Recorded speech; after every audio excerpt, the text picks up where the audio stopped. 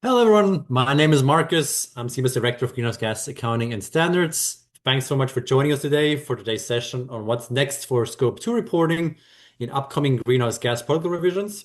Today is the second session of two we've had before. So today we're going to talk about currently proposed updates and also on technical work group updates and the consequential accounting subgroup. We put together this webinar as part of a series because these changes that are being discussed in the Greenhouse Gas Protocol Scope 2 guidance are very impactful for our sector. We have had a successful past with about 100 gigawatts of contracted carbon-free energy contracted by commercial and industrial sectors since 2014, and a lot of that has been fueled by the Scope 2 guidance that made it possible for companies to get recognition for what they're doing. And so this is a very important update. I just want to make sure we give members and the general public, anyone who's interested, as much information as you can digest. It's a very complex topic, but we have two excellent experts here in the call today who can distill what you need to know. Next slide, please.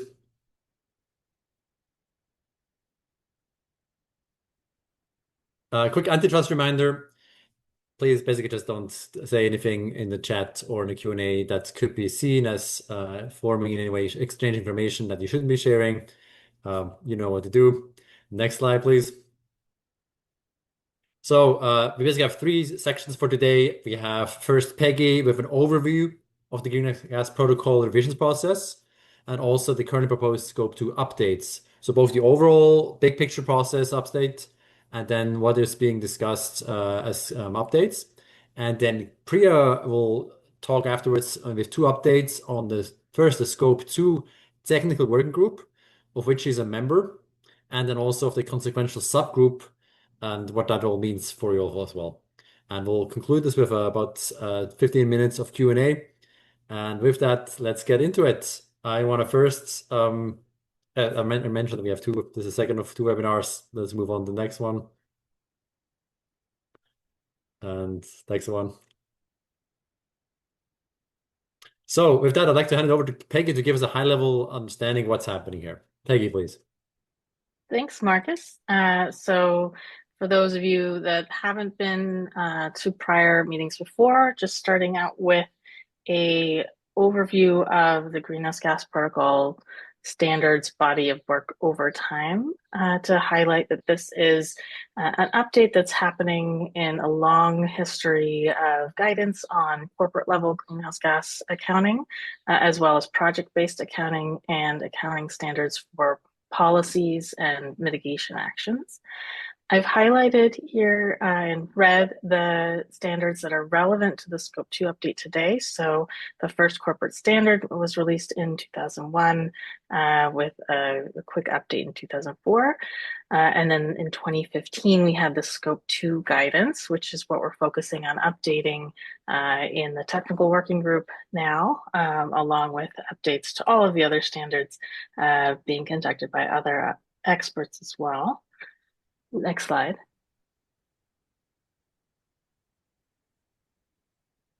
Thanks.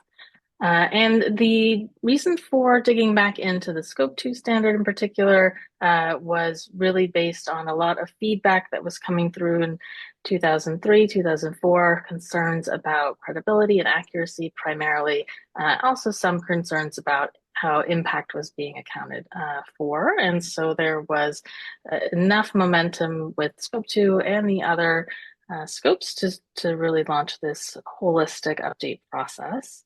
Next slide.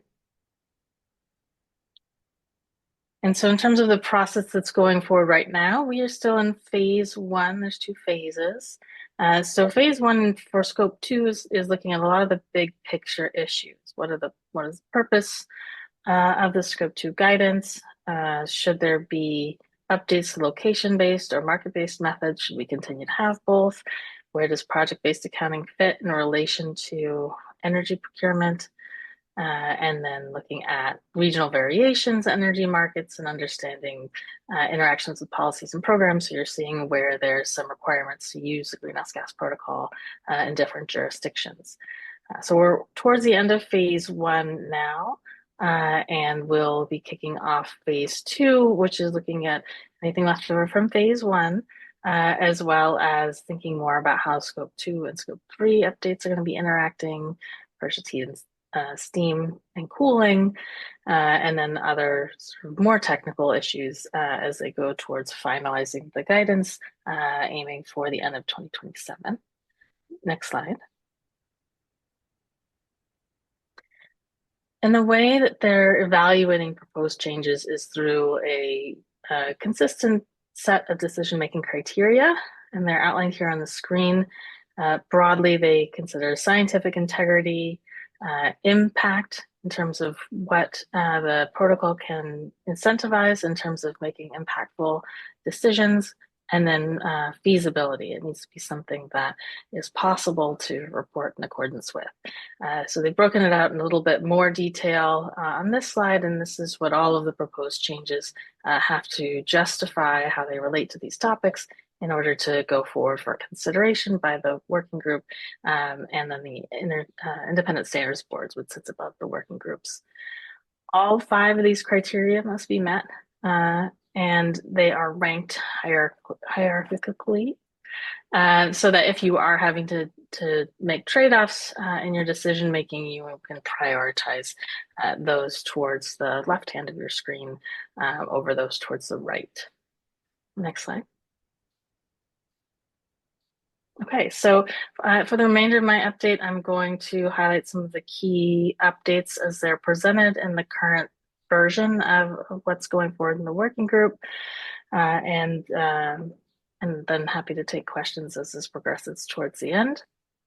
The first key thing to highlight is that dual reporting is being maintained in everything that's been proposed so far. So there will still be a shall requirement to report both location and market-based inventories. And then the conversation is ongoing, and Priya will talk more about this in a little while, that either shall or should, which is a recommendation, report emissions impacts from projects outside of the scopes or adjacent to the scopes. And that is still being decided, but they've been really clear that the scopes are based on attributional counting, and then impact is going to be assessed in a separate number or metric. Next slide. For location-based, I've consolidated the key updates here. One is that you shall use the most appropriate, accurate, precise, and highest quality emission factor available.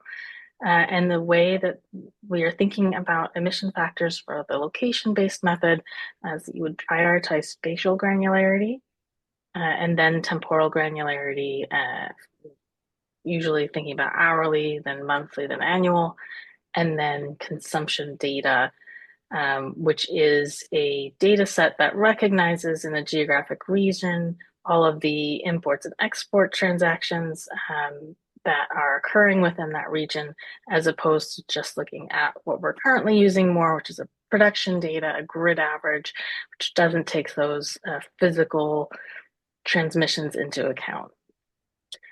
And then I've highlighted a little bit more here under spatial granularity. Most countries are going to be national, and then there are some exceptions where they will be smaller than national. So the US, Canada, China, Australia, Japan, New Zealand, etc. And these are ones where it's been identified that there are grid regions or interconnects that are within those national boundaries that need to be considered as the largest boundary for the emission factors that are being used. We noted also there's temporal granularity recommended in location-based, which is new, but here you can use it if you have the data available. You want to prioritize making sure that your activity data and your emission factor data match, which is best practice, but there are opportunities to estimate hourly activity data, which is your load or consumption, where that hourly data is not available and you do have hourly emission factors. So it's a little bit flexible, but with some guidance about how to use a hierarchy of data here. Next slide. All right, so market-based has several significant updates. The first one is temporal matching. And so there's currently a requirement for companies to use hourly matching outside of a single proposed exception, which is volumetric if you have less than 10 gigawatt hours of annual load from all operations within a specific market or region. Then you can use monthly or annual data and still be said to be matching your procurement to your consumption. And just to flag here, if you are over 10 gigawatt hours in that market, everything's in. Everything needs to be accounted using hourly. You don't have sort of 10 gigawatt hours in each market to do on an annual or monthly basis. There is also opportunities to estimate activity data, that consumption data under the market-based method. There's a lot more guidance about how you might go about doing that, assuming you have metered monthly or annual data, and then any of the following opportunities outlined on this slide. So you might understand something about how your facility operates that can help you estimate what's happening in each hour. You might have data for the market as a whole, and then understand your sector, and there might be profiles for that. Use time of use billing data. And then if all else fails, you can just use a flat average, sort of taking the number of hours and the time period you're looking at and dividing the number by the number of hours. Next slide. There are also updates to geographic deliverability in market-based. So this is looking at what is the market boundary. So the proposal right now is that all procurement shall be from generation that is deemed deliverable to electricity consumption.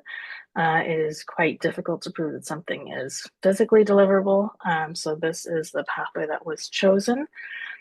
The deliverability definition will vary by countries or regions. In the US, we're looking at any of the proposals, which have not yet been, there's not yet settled on a particular path. The thing that has been promoted the most has been the e-grid subregions, but other options in the US might also include the DOE needs study for 45V or wholesale market or balancing authorities. But all are smaller than national or North American boundaries that are currently typically used today. And so it's a significant difference in the US and some other places like the European Union to what current practice is, but in regions where there isn't as complex of a system, there may still be opportunities to use national boundaries. And then in Africa, there are some proposals to use power pools as well. And then there are some alternative methodologies if you are transacting outside of a market boundary. I would characterize these as being pretty narrow. If you can demonstrate excess transmission capacity via electricity price differentials between adjacent markets, there's an opportunity to procure across those market boundaries. And then if you can also demonstrate exclusive transmission capacity rights from the generator to consumption, you could potentially claim that even if the generator is outside of your market boundary, but these are pretty limited exceptions. Next slide. Standard supply service is a new concept that's being defined here. It's really looking at a customer's fair share of generation, which they have financially supported in some way and is being delivered to them, even though they're not perhaps directly transacting for it.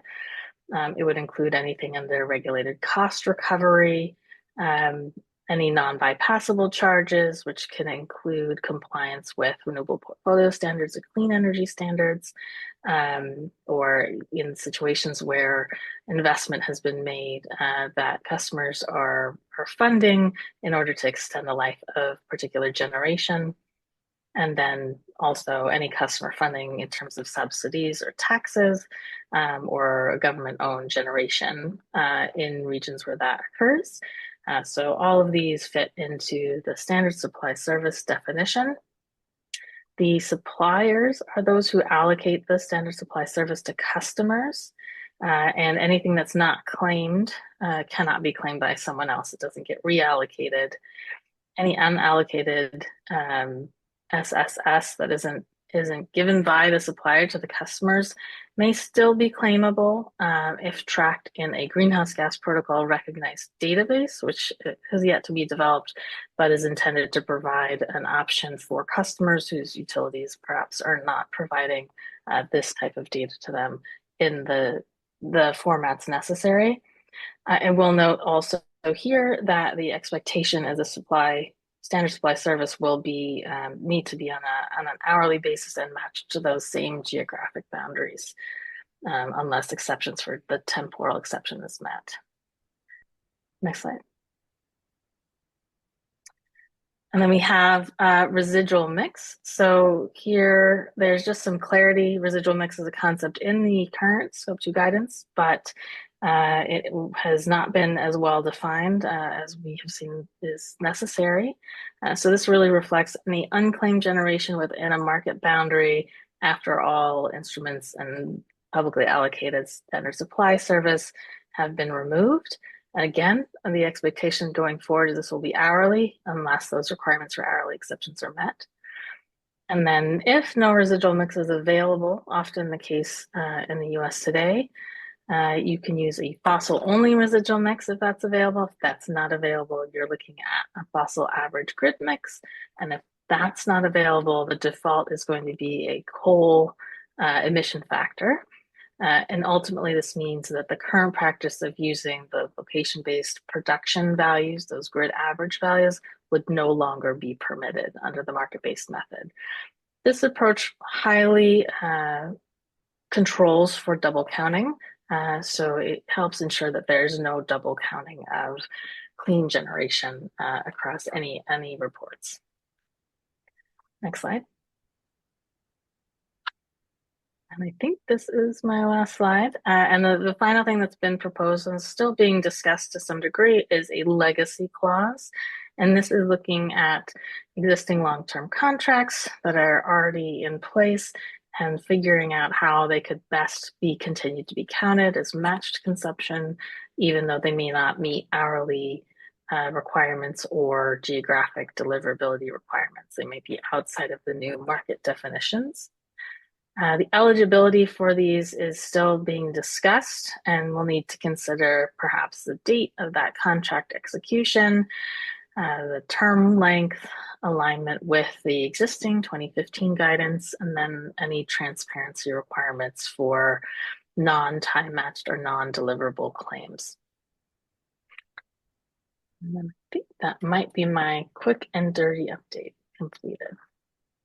Thank you very much, Peggy. Actually, we're doing pretty well on time. So I would actually propose we have just a handful of questions. I'm going to just make sure we cover those quickly, if you don't mind. We had Eli Levin asking about the national location boundaries. Basically, for the EU, would that mean country by country, not by the AIB, so the Association of Issuing Bodies? You want to cover that quickly, Peggy? Basically, does the national location boundaries, would that mean country by country in the EU?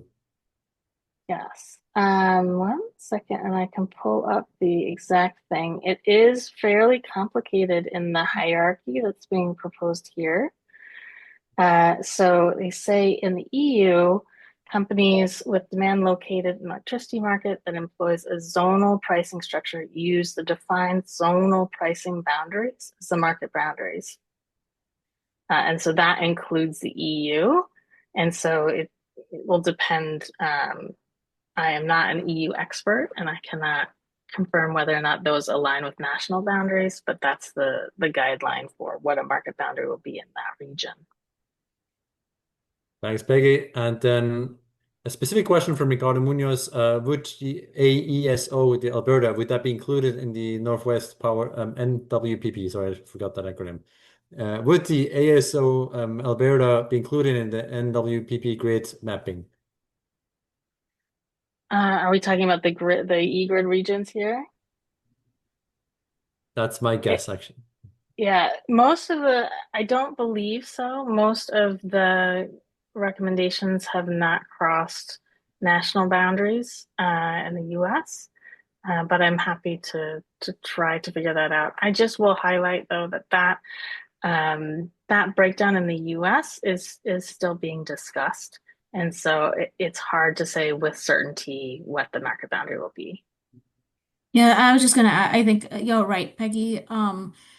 I also believe that everything you just said is correct, and I just wanted to highlight that yes, this is what's currently kind of part of the conversation, but nothing's been set in stone right now, and I think one of the things that we've discussed as a technical working group as well is that given some of these new, I guess, new specificity or requirements,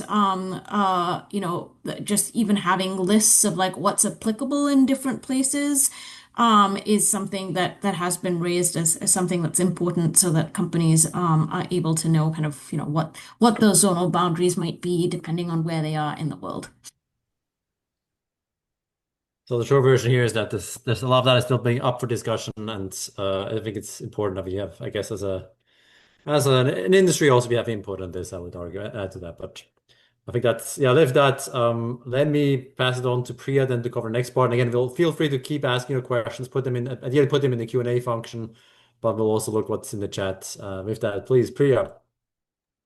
Sure, absolutely. So Peggy did a really good job kind of laying out the some of the key things being considered under what's being kind of a consolidated draft of an updated location-based and market-based method. And so in addition to that consolidated draft, the GHGP Secretariat offered a pathway for technical working group members to submit alternative positions for consideration by the Independent Standards Board. So just in terms of process, the Independent Standards Board is actually going to kind of make the final decision on what is kind of put forward as draft guidance. And so they'll take inputs from the technical working group, and they have already been, things have been shared with them, by the GHGP Secretariat. And so they've also done some pulse checks in terms of the direction, and where there's agreement or where they would like kind of more discussion. And so this consolidated draft with some of the key elements that Peggy outlined is going to be sent to them with some alternative positions for consideration that reflect ideas that were not incorporated into the consolidated draft. But that maybe someone on the technical working group wanted to propose a materially different approach to a key element of the consolidated framework, or the approach may have been raised and discussed, but it did not receive majority support in technical working group polling, and or ISB pulse checks. So the Independent Standards Board has also been doing these pulse checks on these developments along the way. So we can go to the next slide. There were 10 alternative proposals that were submitted, which I can kind of walk through really quickly. The first three alternative proposals were related to the use of more of a consequential kind of accounting measure in conjunction with existing inventory accounting. And I'll talk a little bit more about the consequential subgroup as well in a moment. Proposal one essentially proposes that the market-based method is actually a form of performance accounting and not physical inventory accounting. And it recommends creating a new performance metrics category that captures both market-based method and consequential methods. The second proposal proposes replacing activity-based megawatt hour matching, which is currently how the inventory, the Scope 2 market-based method works, with a marginal impact-based method kind of equivalent to the consequential framework that's under development by the technical working group subgroup on the consequential subgroup. And essentially that kind of calculates the net of induced emissions from consumption and avoided emissions from clean energy procurement using marginal emissions factors. And so, I'll talk about that in a second as well, in a little bit more depth. And then proposal 3 proposes replacing some of the may language in the scope 2 guidance. So currently there is kind of language in the scope 2 guidance that allows for the use of consequential accounting. And so it would shift that from may to shall requirement to report avoided emissions using project accounting. Proposal 4 proposes defining market boundaries based on national or multinational electricity sectors recognized by policy or regulatory frameworks for energy attribute certificate trading, regardless of whether physical electricity delivery is possible. So essentially, that is an alternative to what's being proposed right now. Proposal 5 covers a few aspects. It proposes making hourly and geographic matching an optional requirement versus a shall requirement as it's currently being drafted. And it opposes the use of exemption thresholds as unnecessarily complex and potentially kind of causing perverse incentives in certain cases, and calls for legacy contract recognition as necessary as well. So those are kind of the aspects that's captured in that. Proposal 6 asserts that the market-based method, even as revised, is inconsistent with the definition of a value chain greenhouse gas inventory, because it allows claims of using specific generation without a causal link. And so 2 proposed solutions are offered in that particular proposal. One is to reframe market-based accounting as a performance accounting metric to be reported outside of value chain inventory, which is very similar to proposal 1. So there is overlap across some of these alternative proposals. Or the second method that includes is introducing kind of a causality requirement. So market-based method can align with value chain inventory. Proposal 7 proposes that voluntary procurement above and beyond standard supply service that Peggy went through in the market-based method must meet an incrementality requirement. So specifically, any eligible clean energy resources should be new. I think it actually specifies like less than 3 years at the start of the contract to ensure that the market-based method claims reflect the actual deployment of new clean energy rather than reallocation of existing carbon-free energy. Proposal 8 proposes that the market-based method disclosures differentiate between high and low impact procurement actions by introducing tiers of reporting.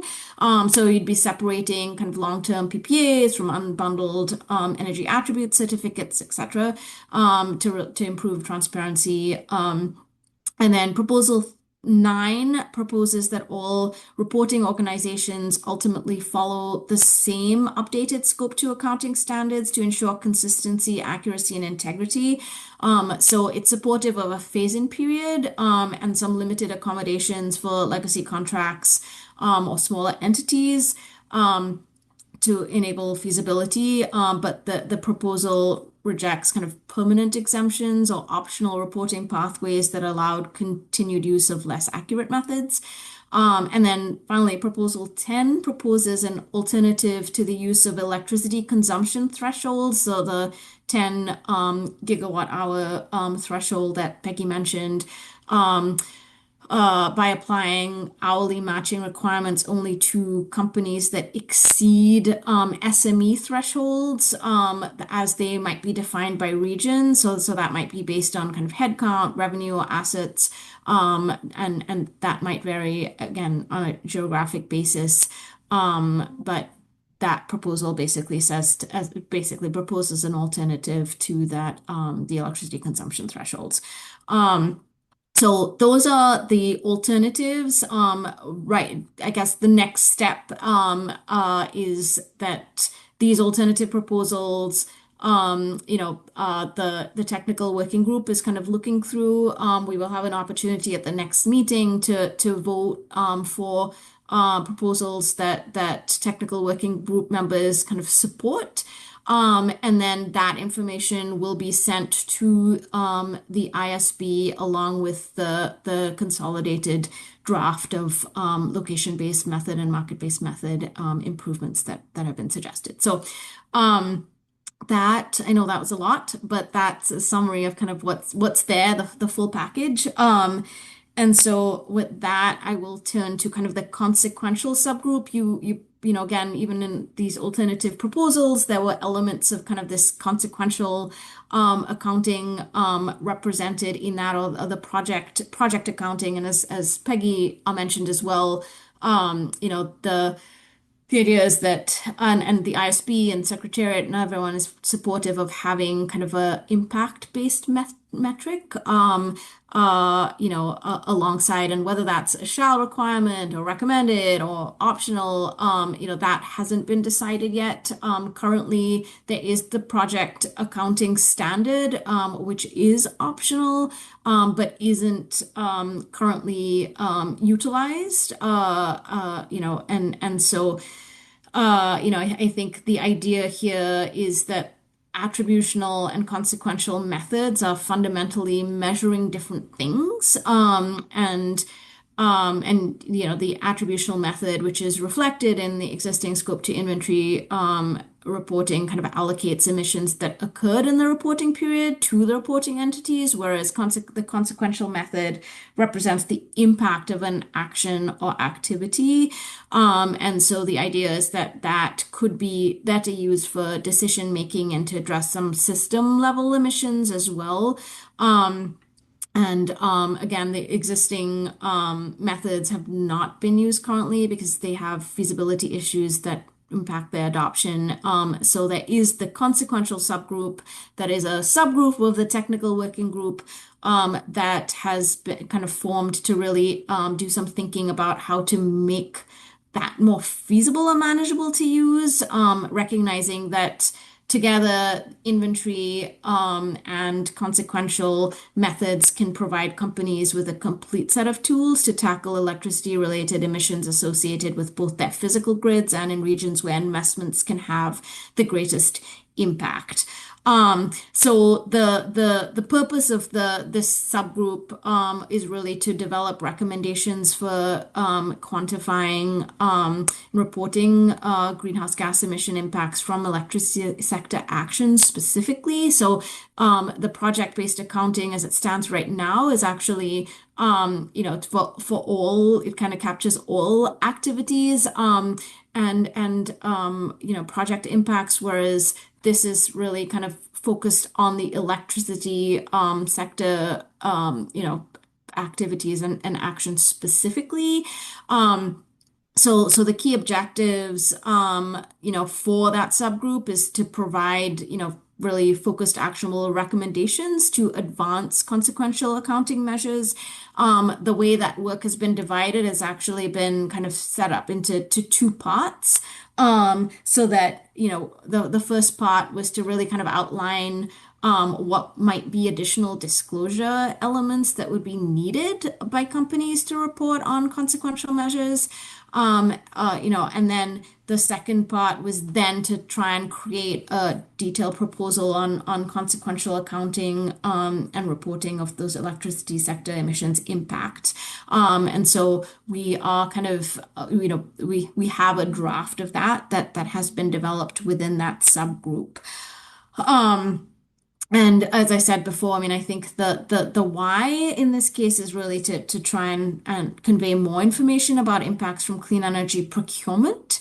And in terms of how, you know, it's essentially kind of a way to capture induced net impact, which is kind of, you know, induced consumption minus avoided emissions, which would be calculated by electricity consumption multiplied by marginal emissions rates from the consumption perspective, and then the avoided emissions would be the electricity generation multiplied by the marginal emission rates. So again, that's very simplified, but But that is kind of the objective of trying to see what could be a metric for capturing that the impacts of activities and actions. So the next, you can go to the next slide actually. In terms of where we are in the process, that subgroup actually formed earlier this year, and we had certain deadlines for thinking through specific issues that would be important for developing and updating kind of existing methodologies around this. And actually thinking about specifically for the electricity sector activities, like what might be needed. So there was kind of like 9 issues that the a proposal has been put together that really tries to capture those specific things. So really, thinking through calculation method and approach, boundaries. So there's some issues that obviously are similar to what we're thinking about from a location-based, market-based method as well. So what are the geographic boundaries? How do you define or treat additionality? And thinking about the purposes and uses of the data. What is the level of granularity from both a temporal and geographic perspective that might be needed? What are the emission factors and data types? What's the feasibility? And then kind of working through some worked examples or case studies, and thinking about kind of cross-sector applicability as well were the real kind of core issues. Thinking through developing kind of this new potential guidance. I think initially, this consequential subgroup, the goal was to develop a methodology that then would actually go to the actions and market instrument technical working group, which exists, which is looking at project-based accounting more broadly, but that was working on a different timeline. And so actually the Greenhouse Gas Protocol Secretariat has accelerated this piece of developing this framework so that it aligns the timing aligns more with the full Scope 2 draft guidance. And there's support from the Independent Standards Board for doing that as well. So currently, a draft is going to be put forward to the full Scope 2 technical working group in a week or so. Actually a couple of weeks. It's gonna and then it'll be they'll be voting on kind of key elements of the consolidated report and on this the alternative proposals and this as well. So I know that was a lot of information. I will say that again, this is there's still some open questions even on the consolidated draft, but this is even kind of like I guess there's even more open questions within the consequential subgroup as well, around certain areas, and so I think that there's active discussions as well in terms of even what this should be called, in terms of whether should be called a performance metric versus a consequential metric, recognizing that the use of consequential accounting kind of has a different there's certain standards that needs to meet, and if this is to be routinized and utilized by companies to drive action, that maybe this is more of kind of a performance metric. And then, I think there is also a lot of active conversations around, kind of that additionality criteria within this and what needs to be included or how that gets included. And I think structurally, the way it's being proposed right now is to look at emissions kind of over the past year and only electricity sector impacts. But and details around some of the calculations and as I said, additionality criteria and other things are still being very much ironed out. So that's kind of what's happening in the consequential subgroup. If we go to the next slide, I know there was a question earlier about timelines. And so, again, in terms of the right now, the phase one development process for the scope two technical working group is kind of being we're in that phase, and the goal is to have this consolidated draft and alternative proposals and other things kind of go as a package to the Independent Standards Board. They have a July meeting, so we are actually doing our first kind of vote as a technical working group on different elements of this, which will be sent to them as well. And then over the summer is when the ISB is going to kind of really review what's included in there, potentially come up with questions where they want more discussion, and or they'd like the technical working group to kind of develop out further. And then the goal is that the drafts guidance would go for public consultation out in October for like a 60-day public consultation period. And so that's the goal that we're working towards as a technical working group. And then after that, the kind of phase two will begin as well, as Peggy outlined, kind of going into some of the more specifics. And with the goal of actually launching the final standard by Q4 of 2027. So there will be a phase two public consultation process and other things, but I think that right now we're kind of in that phase one stage. Thank So you, with that, Priya. I'll pass it on to Markus. Thank you, Priya. Yeah, if you just keep and stay on this slide for a second, actually. So yeah, as Priya was just mentioned, I think that I want to make sure everyone understands this part.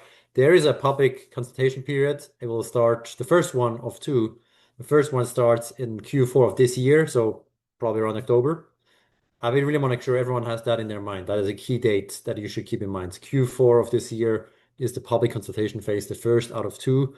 There will be a second consultation phase halfway through 2026, but this first one is where I want to make sure you focus. If you walk away from this meeting, have that in on your notes. With that, let's go to the next slide. So the question, like, what does that ultimately mean? Like, how can you engage in this? So I don't ever know everyone here in the audience, but I assume we kind of have at least two camps. Some people who are experts and have already very strong understanding of the details and could follow every aspect that Peggy and Priya were outlining. I assume that's a very small group. I think there's a lot of other people in the audience today and in all these calls that understand this is important, but don't know the details because it's a very arcane subject matter and you have other things to work on. And so I would say the key things for you to think about, like, how can you engage? It's two things. One is educate yourself on the revision process. So already today we had this webinar. We had a previous webinar that you could go back to if you want to and see a recording of. The last webinar was more of the high-level introduction to the Scope 2 reporting revision. So that is available on our website, on CEBA's website, also online on YouTube. So that's the first thing. The first introduction webinar is available like that. The second one is that the greenhouse gas protocol itself has a website that has a specific website for details on what has been discussed in the technical working group. So, and actually, if you, I'll put this link in the section here afterwards, since you can't access the link right here. But there's a link, there's a repository that I just want to highlight. So that goes a bit more into more detail than our first webinar or this webinar. But it's probably useful for you to have make sure you have a high level understanding of these before you go into it. But this repository is quite helpful to understand what's the latest discussion, where are things headed right now. I think I just want to encourage that. And lastly, in terms of educating yourself, we recognize this is a hugely complex matter and things are always changing as well. So as much as Peggy and Priya are experts in this and are part of the technical working group and others in the audience, by the way, too, there's some things are still unknown, still some things are still being discussed. And so I just want to highlight those that CEBA will do more of these webinars going forward. So stay tuned for further updates that we're going to have to give more webinars and potentially other primers on the revision process to keep you up prepared for the public consultation part. Which gets me to the second part of how we can engage. The second part is one, let us know if you have feedback for us in terms of specific areas, you want us to pay more attention to, or if you had any opinions on that, or also feedback on terms of what kind of primers would your organization need to be prepared for the Scope 2 public consultation period. And the second and last piece here is like prepare yourself and your team for the public consultation. That public consultation period, again, in Q4 of this year, will be very important. It will be important that organizations respond, and that the greenhouse gas protocol hears from a diverse set of companies, because there's all kinds of companies with different needs in the audience that will be affected by these changes. So we want to make sure that we have a comprehensive response from all kinds of different organizations. So make sure that your team or you yourself understand what's being discussed. Maybe discuss with your leadership whether or not you can take a position and at least give some kind of feedback on this. I think that's really very important. That's it, basically, in terms of what I would say, how you can engage. With that, I want to open it up to questions. Maybe I'll go first into some of the questions we received in the chat. And please, I encourage everyone, please keep putting in questions in the Q&A function or through the chat. But the first question we had, do we all have the context on why coal was selected as the default fuel for residual mix rather than gas? So in the residual mix, why is it that coal rather than gas was selected as the residual mix, given that in the US, gas is more likely the marginal fuel in the US? Maybe Peggy, if you want to start with that. Sure, happy to. I'll just caveat this by saying that the working group is always dealing with sort of a lot of aspects of each proposal. And so when the proposals came forward about how the hierarchy for the market-based method should work, coal was put forward, and it was either necessarily not something we had a robust conversation about, and it was therefore accepted. It's certainly conservative. There's a bent towards being more conservative by choosing the dirtier resource, but it would be an opportunity, I think, if that's not deemed to be the most appropriate standard default, to make suggestions for other defaults. I would caution against basing everything on the US experience only in that case. That there are likely places where coal is the default, and so that would be something to consider, making any suggested edits to that and any comments. Thank you, Peggy. Priya, anything to add from your side? I'll just say, I think Peggy covered that beautifully. I mean, I think the idea there, or the intent, was for that to be kind of fossil fuel based, right? Versus taking a more conservative approach to the residual mix. So that was kind of why that was the way that it was proposed. But I think Peggy covered it. Thank you. Another question that I think maybe was partially responded to already by Devon in the audience, but I want to make sure we cover this. So one question was about the phase-in discussions. Like that, you mentioned that the revised guidance is scheduled to be in force in end of 2027 or early 2028, with some phase-in plan as well. Do you want to go into more detail? Like what is the current status of phase-in discussions, as far as you can say anything already about those? Yeah, I should have touched on that. So yes, the final guidance goes into effect, 2027. But I think that the GHGP Secretariat and many people on the technical work group support kind of a phase-in of that guidance. So it's not going to be like effective like the minute it goes into effect. And I think in terms of like what that phase-in approach looks like, I think is still to be determined. But I know that the Secretariat is aware that a number of companies have set 2030 targets, and so they don't want to disrupt that in terms of, kind of introducing something new just when folks are like close to getting to the targets that they may have set. So there is a phase-in conversation. I would say there is also support, general support at the technical working group level and at the ISB for the inclusion of legacy clauses as well, so that existing contracts, continue to get recognized. But as you saw from one of the alternative proposals, I think in terms of like, that there's still openness around like, what the definition of for how long that applies, or and so that's still not. I don't think the details of that have been hammered out, but I would say just in general there is kind of phase in being considered, as well as the legacy clauses for existing contracts, so it's not hugely disruptive to the market. Peggy, anything else to add? No, Priya covered it great. Nice, gotcha. All right, another, I guess, a short question. Who created the 10 alternative proposals that the ISB will review? And is there an opportunity to provide feedback to those 10 proposals? So those were solicited from technical working group members. Again, the consolidated draft, everyone had put input into that. And there were, so that was, some of them were developed across multiple technical working group members. Some were kind of submitted by a single technical working group member.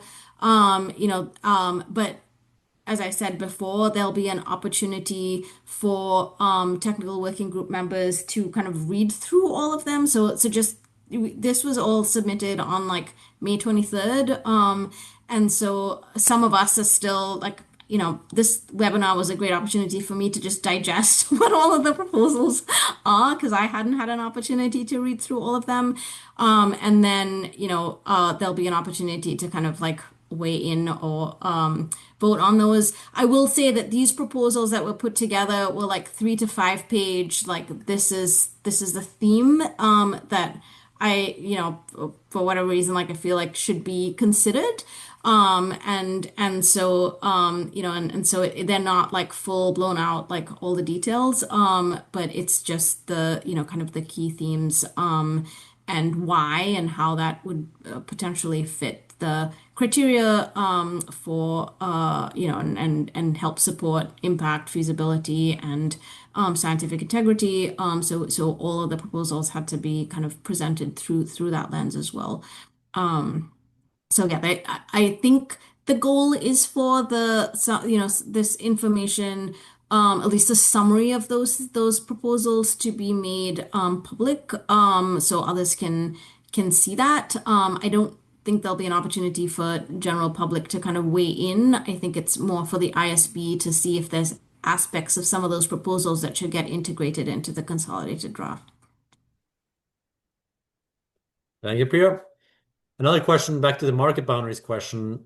Do you have any view on how the protocol is approaching market boundaries outside of the US and outside of the EU?